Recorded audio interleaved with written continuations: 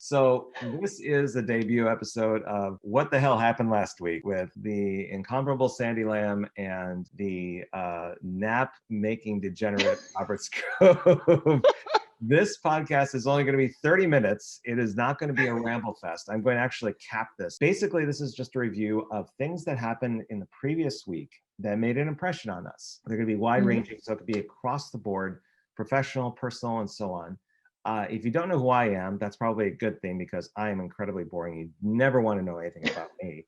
Sandy's pretty much the feature of the show. She's dressed better. She has colors. Look at the snap hair. Do you see how like my entire like? I totally thought that was your new style. No, it's like 90s kind of retro wave, and it's just like, okay, I got to get up, and then.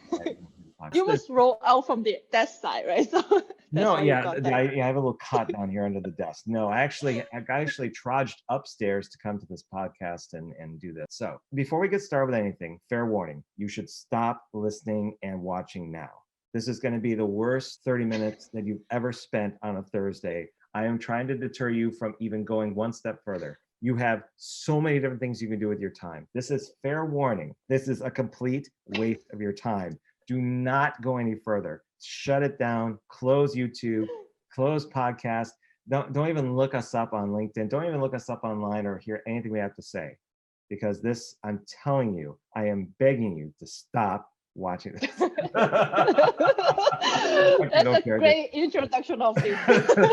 This would be the worst decision you've made all week. So please stop. It's the debut episode. I'm telling you really early on, this is like a 6-month-old baby getting his hands on ice cream, which I saw a video of that this week, which was adorable. It is, once you get bit into this, you're never going to be able to stop listening because it's going to be chaotic, unpredictable, but at the same time, informative and somewhat self-appreciating because we're just going to talk about what was interest us. So with that, if you are still listening to this, good luck. Okay, so Sandy, if you'd like to make an introduction after that, you can. Otherwise, we can get right into it. It depends. If you feel like we're going to waste people's time, then don't talk about yourself. Oh, aren't we already? Right. So let's do this like a kind of like a tennis match. So I'm gonna say like something that I found this week that was kind of cool, and then you can either comment on it or you can submit your own thing. And then like I had said before, I'll take notes on my end, or why don't we have somebody who's listening take notes? How about that? Let's have our audience work. Totally sure. If you really want to know what happened and what we're talking about, do your own work and stop depending on us to do everything. By the way, I'll use it. Yeah, or they should actually submit the topics that we want to talk about next time, so we don't even need to prepare anything at all. See, there you go. That's exactly it. Why do we have to do any work for this? We really need the audience to do work right off the bat and make this so that this is not just us serving them; they have to serve us.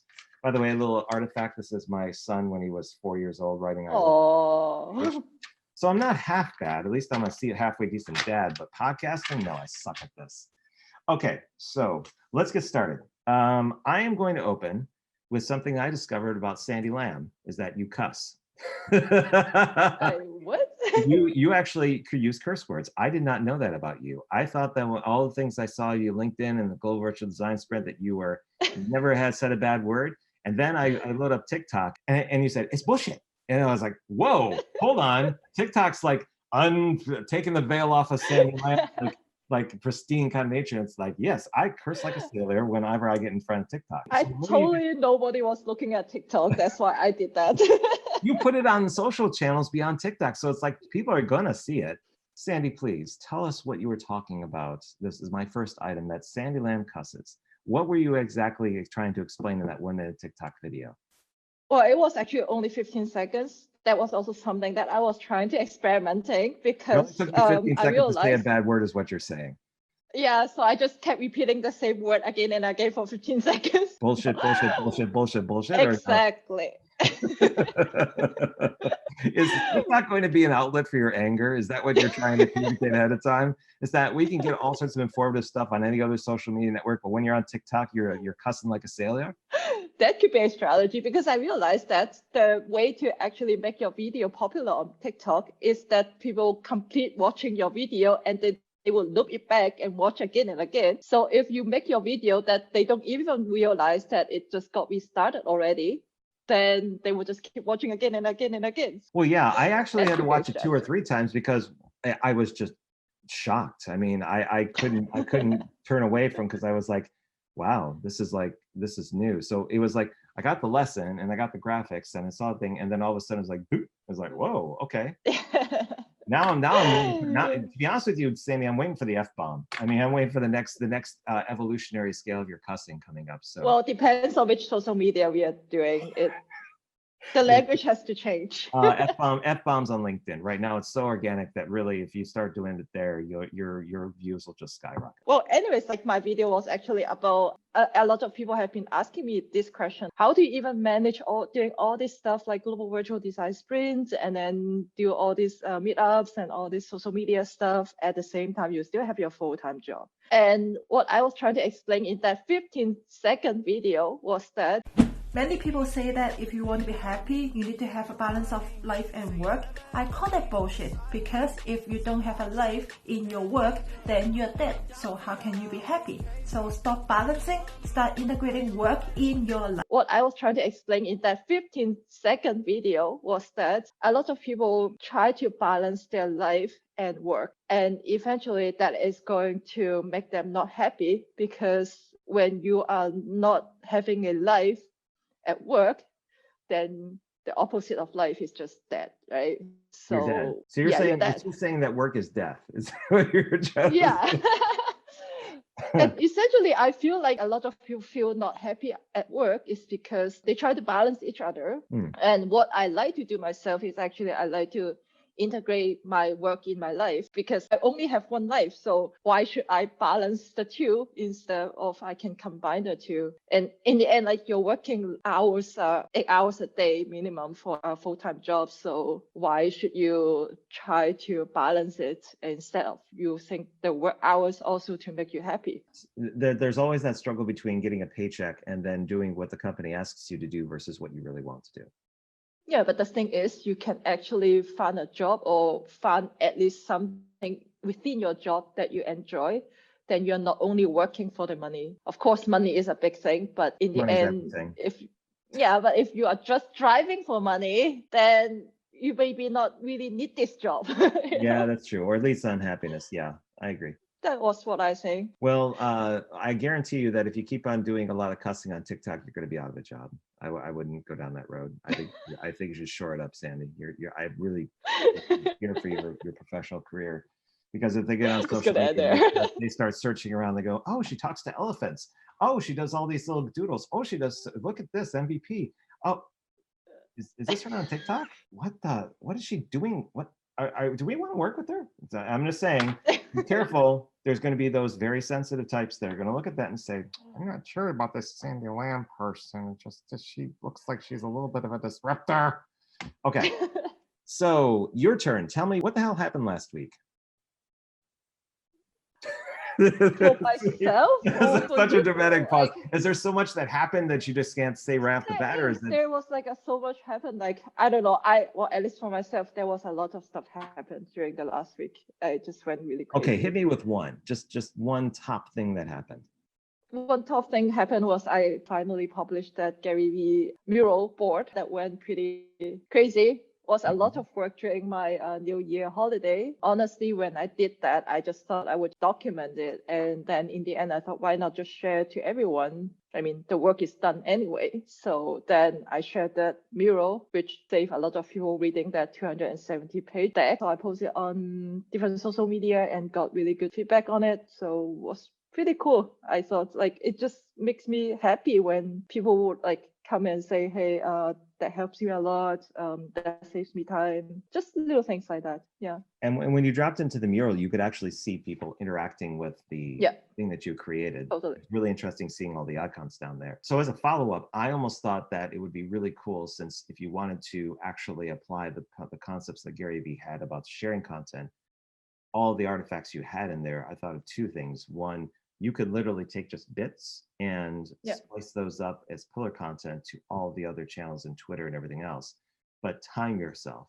So there's the perception that it only takes 51 seconds to create 3 pieces of content across platforms, when we all know that may not be the case. So it would be an interesting thing to do. If when I first started doing pillar content, I would actually time the amount of time I would take to get like a podcast and splice that up across all the different platforms for promotion. That actually ended up being 40 minutes, not necessarily just the 10 minutes that was promoted. It seems like an actual follow-up to that is it's like, okay, I've done the board. Now here's how you can build your own recipes for different situations. But you couple that with what you want to get done for your brand or reputation, or something else. And that was why I created that impact and effort scale. Essentially, I also provided an Excel document where they can put in the time that they really need to take for them to create the content. And then they will fill out whole Excel with their own data. Then at the end, they can plug it in this impact and effort scale, which means how much time you will really need for you to create the content and how many different micro contents you can get from this one piece. In the end, you get this chart and then you can figure out, okay, on the top left corner is where all this low effort, but I can really create the most impact of it.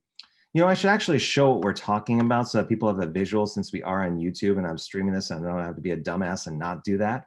So that basically we can show what she's talking about rather than... They can't see us anymore. Yes, that's okay. I mean, they get enough. They really, I'm not photogenic at all. Not after a nap, not after anything. I think the closest I can be to somewhat good to look at is if I'm in a silhouette. So you can see the outline of what I am, and I'm completely dark. That's the only way it's going to happen.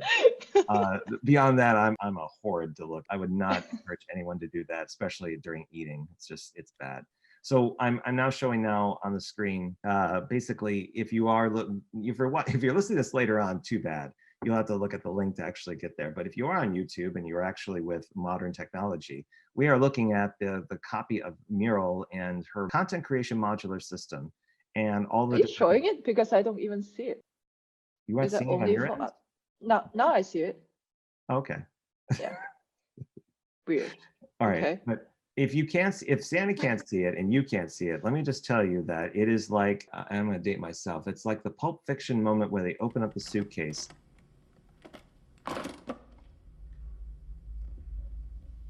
We happy? Vincent. And we happy? Yeah, we happy. Samuel Jackson says he got it, and the other person says, yeah, I got it. It's pretty much that. So you have tools, image sizes, effort impact matrix. What I'm suggesting, Sandy, is that there's all of this data, all this information. You've distilled it down into a mural board. What I'm suggesting is that you start telling stories. So it's like, okay, if you want to learn how to use this, here is now how you would apply what I've done to this and walk people through it. And you can do these bits of like these small little, like it can be on TikTok or something else and create those. Those would be like small incremental things. But then you get your own practice in on how you do it on your own, so that whenever you want to do it in the future, if you've had a curiosity about, well, actually, how do I take my own work and actually use it, you can show how you would promote and how to get things done. So it instead of just kind of diving in because people, they like the information, but do they actually do the work is another thing. These are like small little injections of, hey, you can do this. I'm also guilty about that because after I published this board, I have not been really following the method that is published here by Gary. You're saying I got you're scared by myself. Is that what you're saying, Sandy? Are you really? First, you're saying you may have a problem with cussing, and now you're saying you're hypocritical of your own work. Not my own work, but well, I mean, like, okay, so Gary has suggested all this time that it. No. I'm a big fan. I think you're fantastic, but everyone has their faults, so it's okay. You don't need to explain it. I'm the same way. I put stuff out there, and it's like people do it great. If they don't, that's okay. So it's all right. No, I try to do it, but then when I kind of got scared of it because when I calculate the time that suggests here, and I calculate all these 19 different methods to create content that he said that we can do it in one day. And I added all the time, it turns out to be like 5 or 6 hours. It can be, especially if you're not aware of it. But one thing you can do is if you do it regularly, it gets really fast and easy. The things that I do in terms of promotion, tend to take 20 to 30 minutes, but I can cover literally every major social media platform. What I'm planning on doing when I get, an opening is to basically try some of this stuff out because of the way you put in there, and then kind of say, okay, if you want to use Sandy Lamb's resource, this is one way of doing it, and showcase that. So that's why I've had it up in a tab. As you can see on my screen, I have like 50 bajillion tabs, and there's actually like more. I like to watch that. 80% of my max memory is being used by Chrome. When they used to promote it, eventually it's like, it's the quickest thing in the world. So everyone glommed to it. But really, it is like the modern day digital version of hoarding. You really just pack all sorts of tabs in there to the point where you're just seeing icons. Your intent is to gather them up, but really it's digital hoarding. So anyway, there's a new term for you. And I'm so curious, why do you even have like 2 LinkedIn open at the same time? Yes, because really briefly, that was so that I could see everyone on the thread for the design sprint mastery exercise.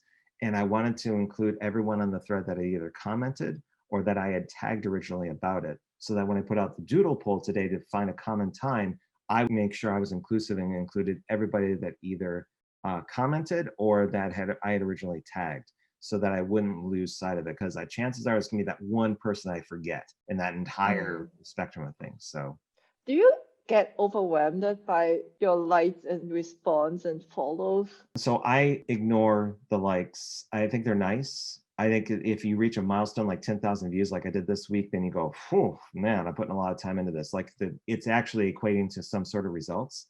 But the only thing I really key on are comments. I come from a history of doing a lot of community activism and a lot of online engagement, whether it was, all sorts of platforms.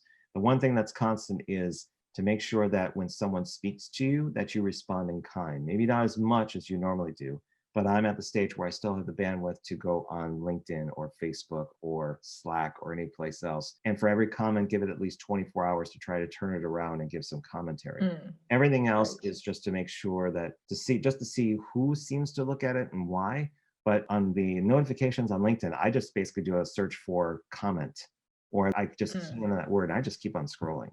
And if I see someone that does, instead of just says jolly good, or they actually say something, then I'll engage it. What tends to be problematic is when something blows up. Like I was the author of Sorry UX, the Party's Over. And that hit last year, and right around the time I started my new business, I thought, okay, I'm going to summarize my criticism of this industry because right now I see some warning signs that it's going into decline. At first I was like, okay, Medium, I get some hits, right? A couple people happened to catch it and promote it as like mini influencers, if you want to call them. And I open up Medium and I have like 252 alerts. And I'm like, what the heck just happened?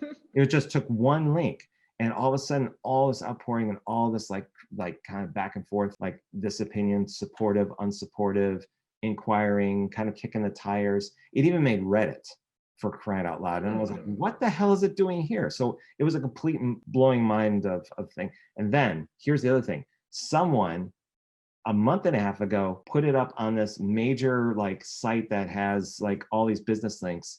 And again, there was this huge spike in interest. And I thought, okay, this time around, it comes back.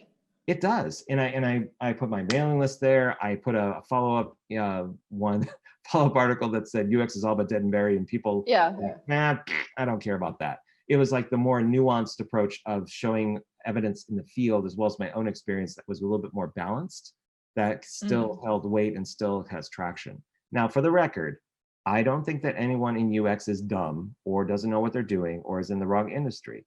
I know plenty of people that are very nice, very talented, very good at what they do that are in the user experience field. I have to caveat that because then people can make the association that I'm just a slash and burn tour of UX saying like, you should get out before the boat sinks. What I'm saying and what I'm trying to convey is that UX is not an industry that has any forward future.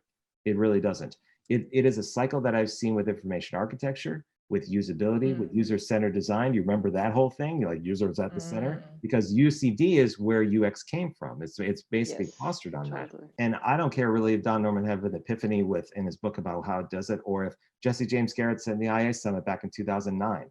It is going to repeat itself. UX is now like a gathering spot for all sorts of industries to find a job, to find someplace to interact with the user.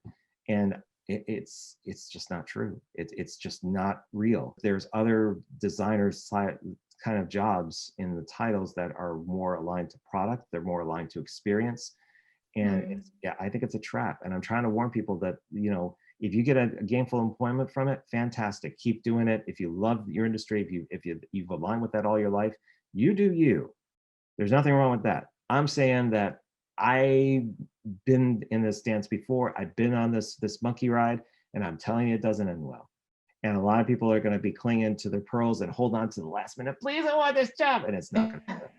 It really isn't. And what would be your suggestion, like for all those who are already in the UX field, if they do also believe that this is going to come to an end, then what should they be doing?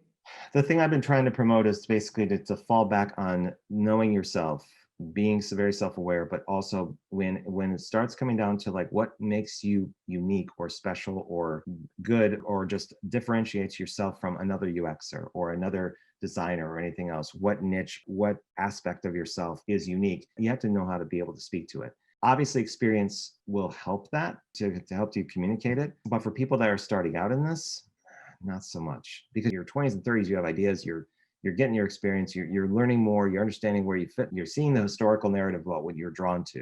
You really don't have an idea until you actually do it.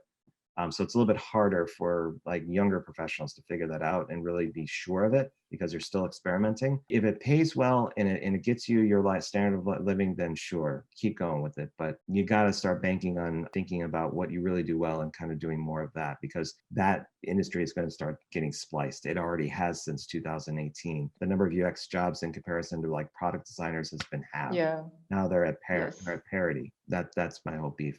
I actually took over the show just now. I'm so sorry. I went off, but you asked me the question, so I'm curious because as much as I don't like it, I am titled as a UX designer. So I don't see that title as a blocker, but in the same time, I don't want to just be a, what do you even call it, like a traditional UX designer. Yeah, that's why I try to do a lot of things different also. But when it comes to the end, like I feel like this whole concept is also not just applying to UX field, it's actually applying to all different jobs at the same time. Like, I mean, most of the jobs in the world, they will eventually come to an end as technology or the world evolve, and people just have to find what they are good at in themselves and then change as the world change. The more you can lead into who you are and what you do, the better you're going to be. I know that's a really general statement, but let's just take a look at who you are. When this came out, everyone was kind of like, whoa. And you've had moments like this in the past as well. Not just necessarily you talking elephants, which is a whole different like topic of itself, but that's been your history. And that's what drew me to you is like, okay, this is somebody that not only kind of does the design, but actually explores it and does it. Like you actually had applied design and you wanted to learn that way. So I was like, okay, for someone that had that approach to how to execute, that was like, okay, when I see people actually applying their work, that is more of an interest to me because it's not me, it's a perspective somebody else has, but it really speaks to how somebody is exploring what they're interested in. And that's always. But I also found that interesting because as a designer, we like to explore ideas and we want to find innovative, creative things to do. And we do this for products, we do this for all different sorts of stuff. So why we don't apply that particular skill into designing our life? So depends on what you like, and then you use this design skill to figure out who you are and what you really want to do. Mm-hmm. And just to be allowed to kind of explore. So maybe that's something where I can segue into the next thing. Like the second thing that happened last week was some movement with a lot of the precursor to the GVDS. So this is going to be kind of self-promoting, but in a way it's been interesting.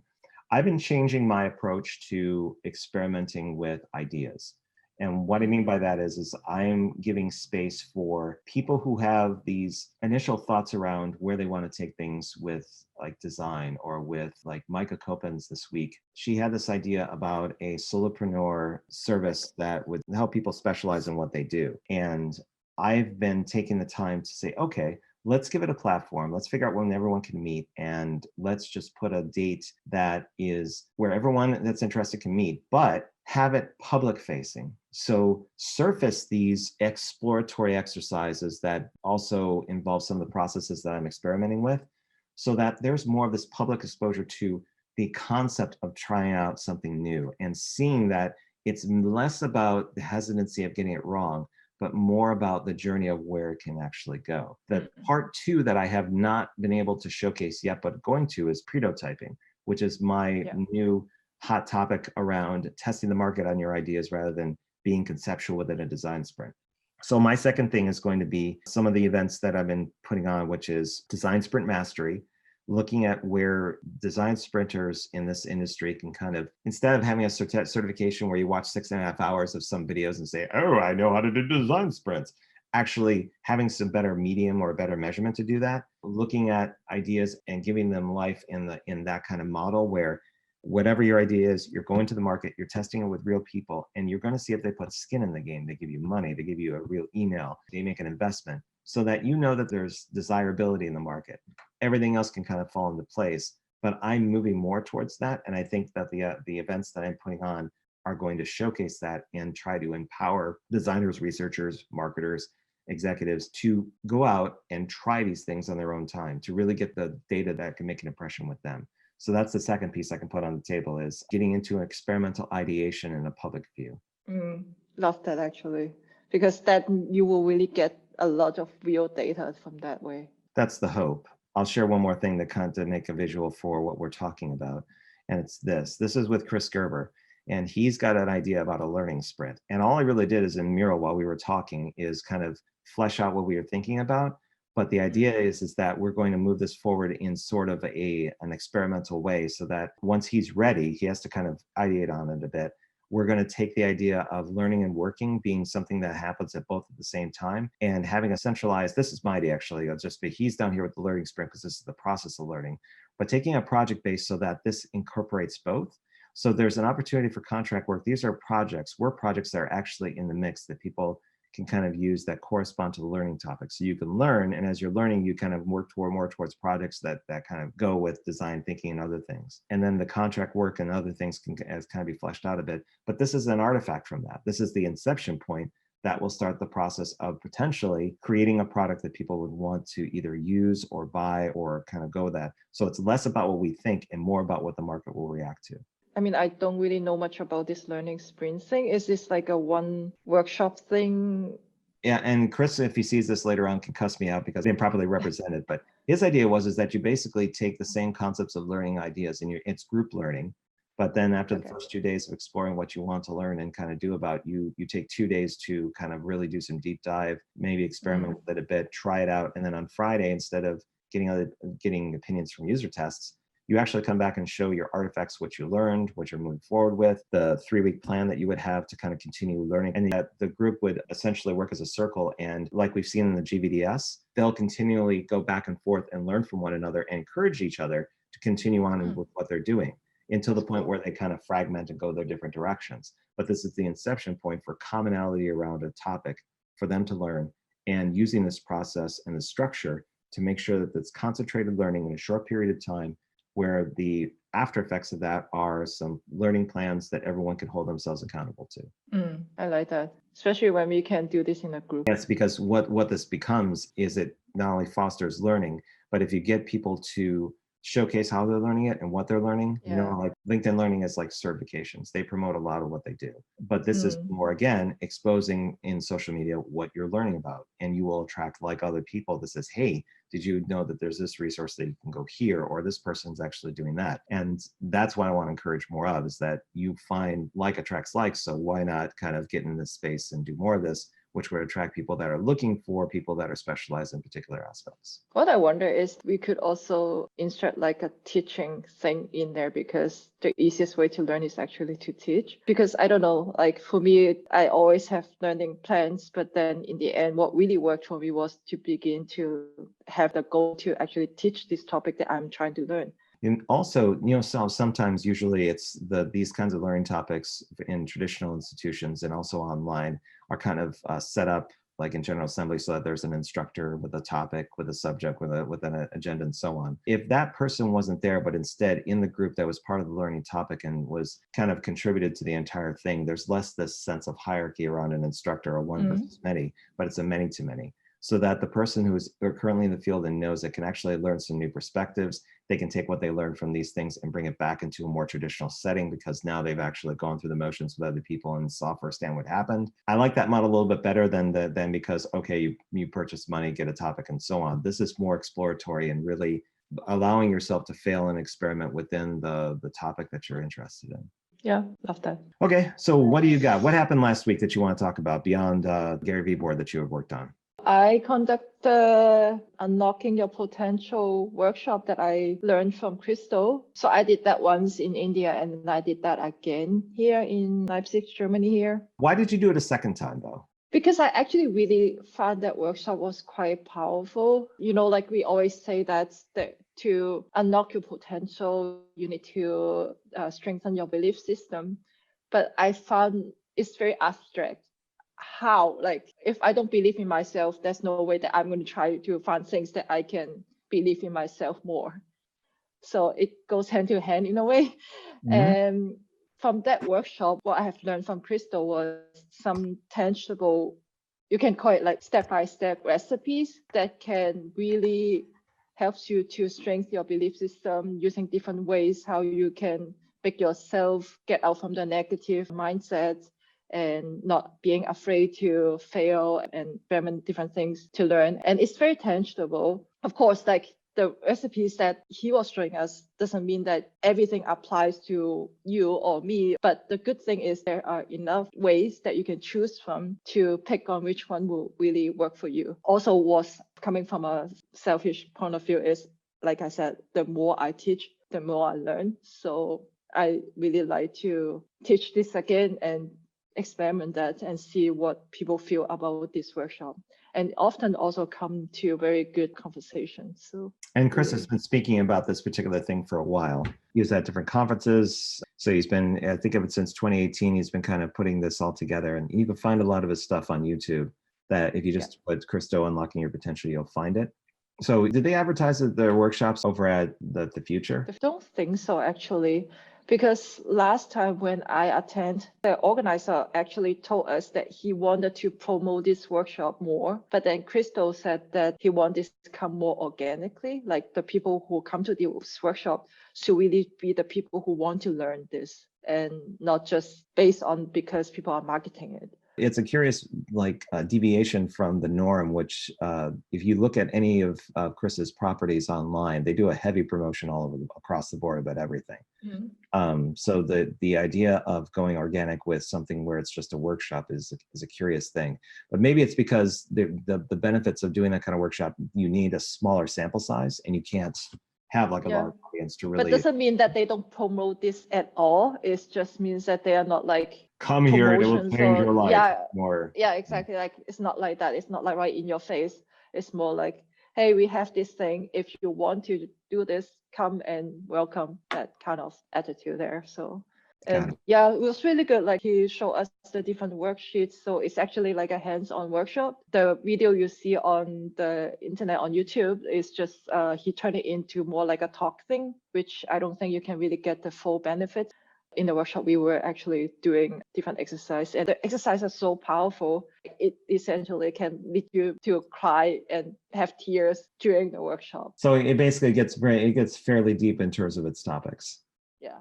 Very cool. But I found out also depends on the person. Like I think that's also why Chris wanted it to be more the people who really want to change their mindset to come, and not just like a whole bunch of people who is just come because he's a fan of whatever. Yeah, so I also found that if you don't have this mindset of changing, then it doesn't matter what people teach you. You will find different reasons not to believe in it, right? So, and when you don't believe in this exercise, then it's not going to work for you. Yeah, if you're not bought into it. So did you cry in this one, or was it just like an observation that people were getting very emotional? Yeah, I got a little bit feedback afterwards as well. So yeah. Okay. But no crying, no cussing. You didn't go off the rails or anything during. I did not. I just want to tell you. I just want to know. You mentioned getting upset.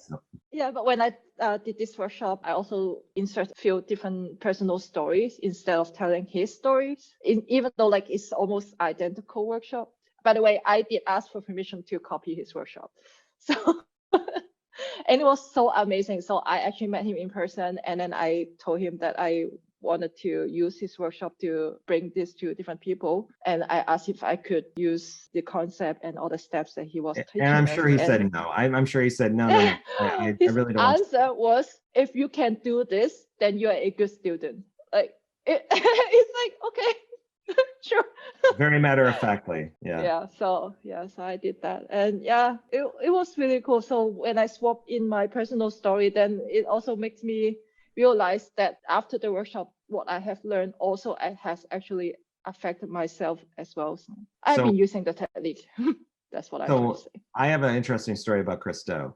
After the pilot of the GVDS, I actually remember, you may have seen this, maybe not.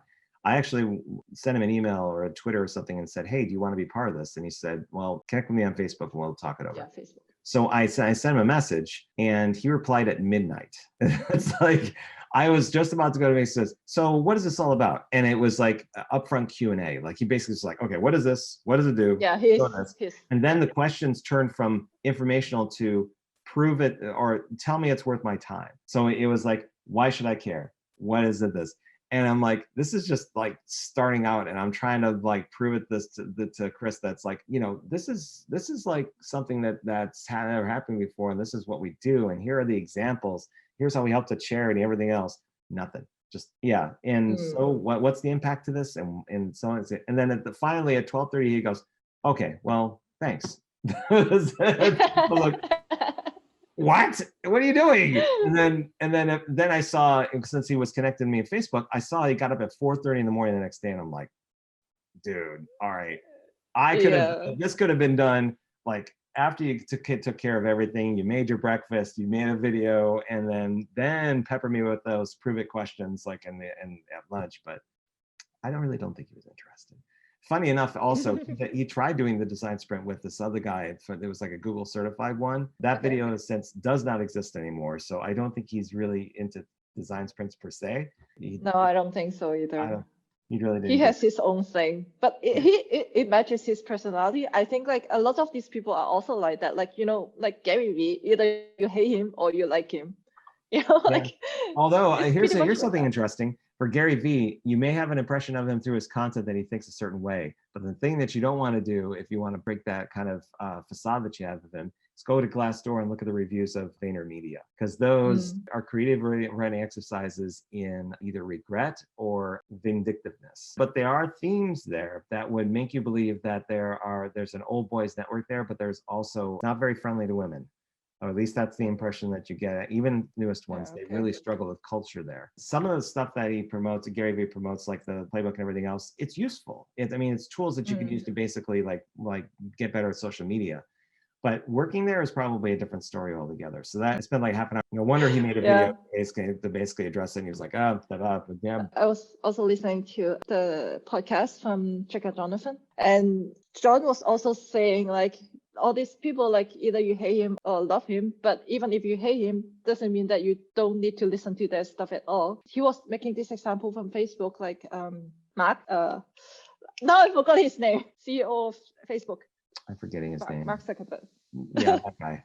Right? Yeah, that guy. And then because a lot of people now started to hate him because of all these things that Facebook is doing. But what he was trying to say, that's like, even though you don't like this person, doesn't mean that everything this guy say is nothing or it's not worth listening, because he must have done something right to get to this position, right? So that's kind of also how I feel most of the time. Like I also don't like some of the stuff that Gary Vee does or whoever, But in the end, I still try to consume that stuff, and then I can be the one who judge if I want to listen or not. In the past, he's been very transparent about trends. So if you took the time to have it on the background, and then every so often you caught a nugget of something that he noticed either through like the grapevine or through like his craft. He was one of the people that very early on basically said that the organic reach of Instagram was done. And yeah, I saw it too. I saw it, and the reason I saw it is because I started seeing just my network basically checking out stuff, and then everything else was just not happening.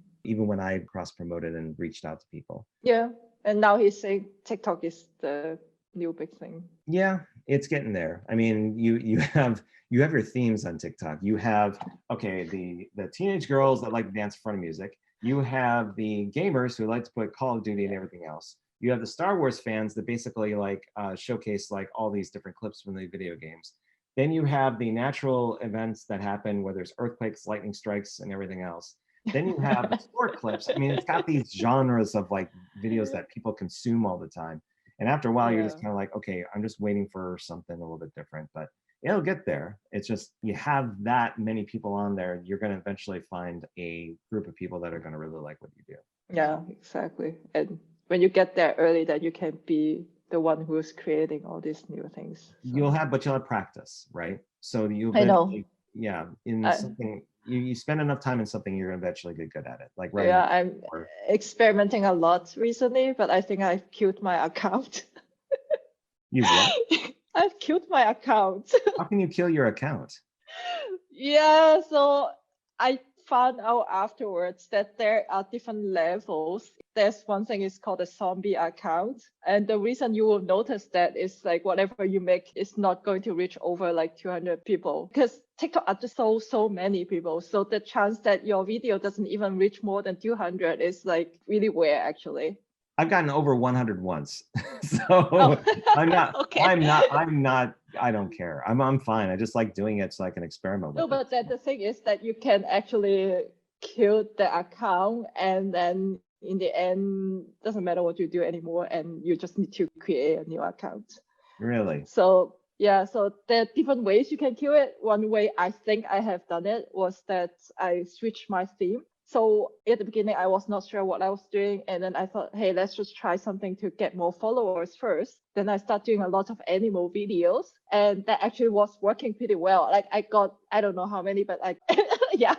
So I got quite a bit of followers just in a few days. But then I stopped right away because I thought, okay, then now what? What if I just get a whole bunch of followers who love animals? It's not what I really want to do. They just like the animals. They didn't want to see you. They just want to see the animals. Oh, yeah, geez. Exactly. Oh. So then I decided to switch my theme again and then start putting out more design related stuff. But then now I found out that just because I switch the theme so often, the algorithm would not know like where to put your content to the people and they can't find a match. And then they will eventually put your account into a zombie account.